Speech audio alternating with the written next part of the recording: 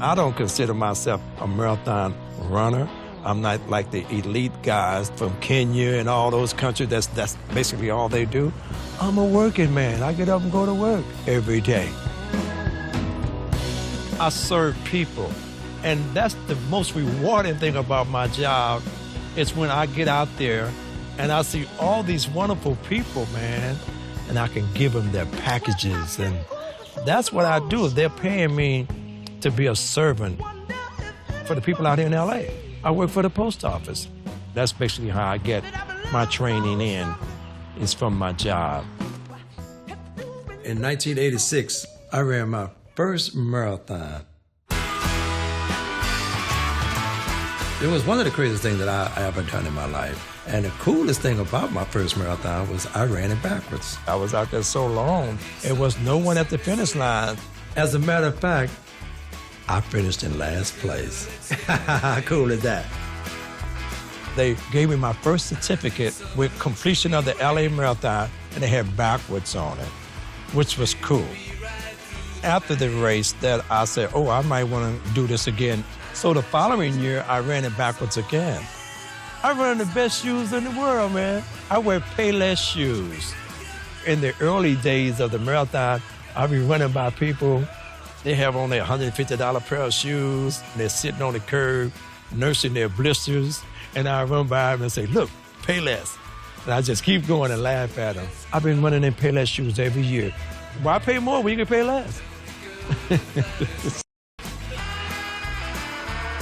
Marathon 3, when it came along, I wanted to be creative again, so I picked up a basketball, and I dribbled a basketball for 26.2 miles. That's what the marathon was about when we first was introduced to it. Get out there and do something crazy. It really took your mind off a lot of pain. It just let me realize that regardless of what this marathon is all about, hey, I done been through something crazier than that. So I know I got this.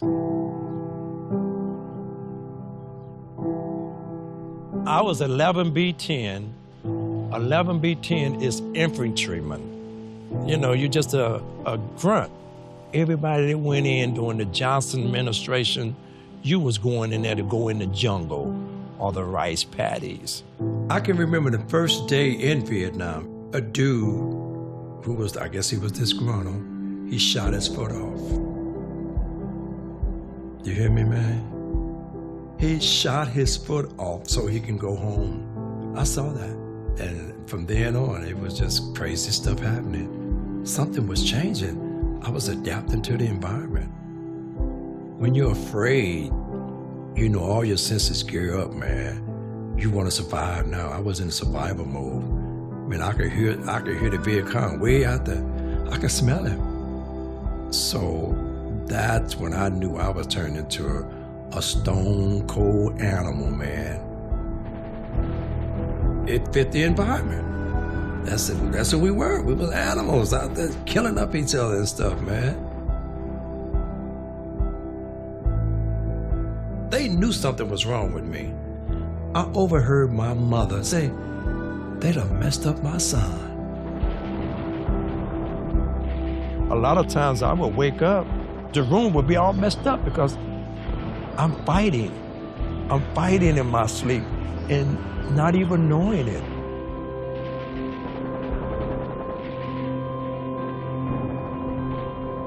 The negative images are always there, and you just embrace it and just keep rolling. It's part of what I'm gonna have to deal with for the rest of my life.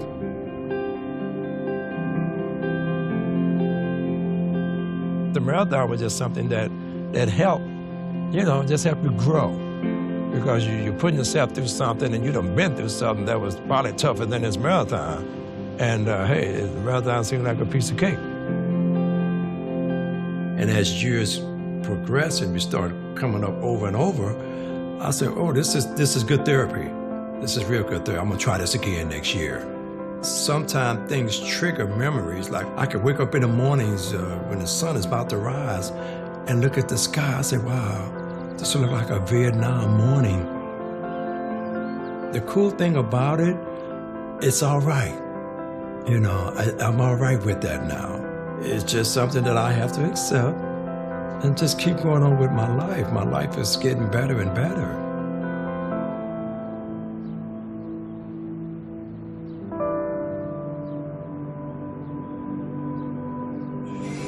Next up is our legacy runners.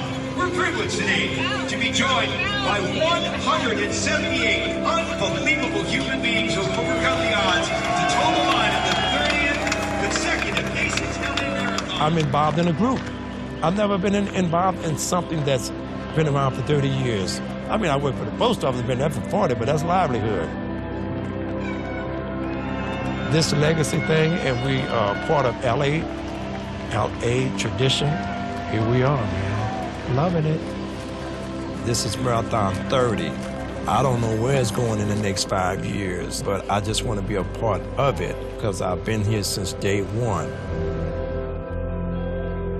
I am a legacy runner. We're all in our 60s and 70s now, man. You know, we're not spring chickens anymore. It's not about how long you're out there. It's about completing the race. So this put a different spin on me when it started taking me like 5 hours sometimes to complete, sometimes 6 hours. But my whole thing was to complete it so I can stay in the game. Tell us about the experience today. Oh man, I feel like right now. But going for number 30 is what it was really all about. So I had to dig deep inside my soul and make sure that I do what I had to do to get this number 30, man. You know, it was brutal, it was hot. And I don't feel good, man. You tired? Yeah, cool. Here, we don't need to do this. Are you okay? You need to get a medic over here. Okay, cool. Hey, get a medic. Are they just over there? Quick. Yeah. Yeah, you got it. You okay? Oh. Johnny, you stay with me, buddy. I'm gonna call 911, okay?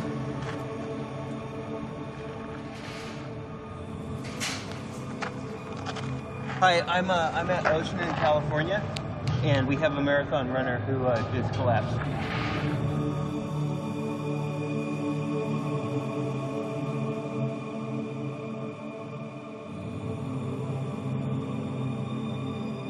When you get to that 19-mile mark and you know you got 7 miles and you think about that, man, that's gonna haunt you, that's gonna tear you down. But you got to put that aside and just go. You got to grind it out, because life ain't nothing but a grind, man.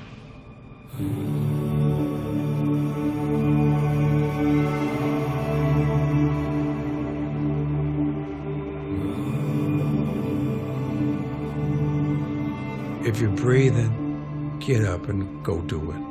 You just go through it, keep going. You'll get to the finish line. I know I feel pain sometimes in my legs and aching and stuff, but hey, that's a sign of being alive.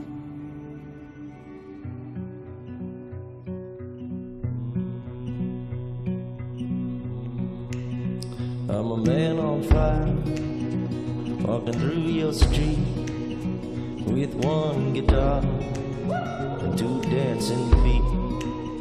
Only one desire that's left in me, on the whole damn world to come dance with me.